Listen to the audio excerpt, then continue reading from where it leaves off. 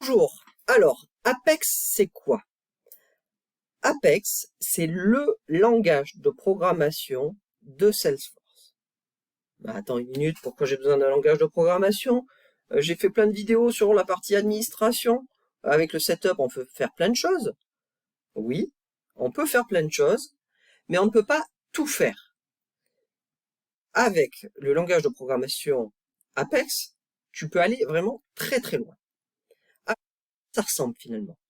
C'est un Java-like, c'est-à-dire qu'il y a plein de mots-clés qui sont utilisés dans Java. C'est vraiment très très proche de Java. C'est un langage orienté objet qui s'exécute sur le serveur. Tu vas retrouver les notions de classe, d'héritage, etc. Mais en plus, tu vas avoir deux particularités. La partie DML, ce sont les instructions qui te permettent de sauvegarder un enregistrement. C'est-à-dire, si je veux faire un update ou un insert, par exemple, j'utilise ce genre d'expressions qui s'appellent les expressions DML. En plus de ça, tu vas pouvoir faire des requêtes dans la base de données comme on le fait dans d'autres langages, mais au lieu d'utiliser du SQL, tu vas utiliser quelque chose qui ressemble à du SQL qui s'appelle SOQL. Alors, à quoi ça ressemble? Je te montre.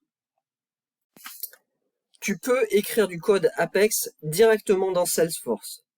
Je ne te le conseille pas quand tu fais un vrai projet, mais là, pour faire un test, il n'y a pas de problème, on va le faire. Pour commencer, tu cliques sur l'écrou, ensuite sur Développeur console, que j'ouvre dans un nouvel onglet. Ensuite, tu cliques sur Debug, Open Execute, voilà. Et là, on va taper system.debug.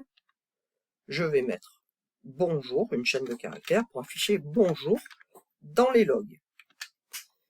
Ok, donc je coche bien en bas Open Log pour bien afficher le log, pour voir mon résultat, et je clique sur Execute.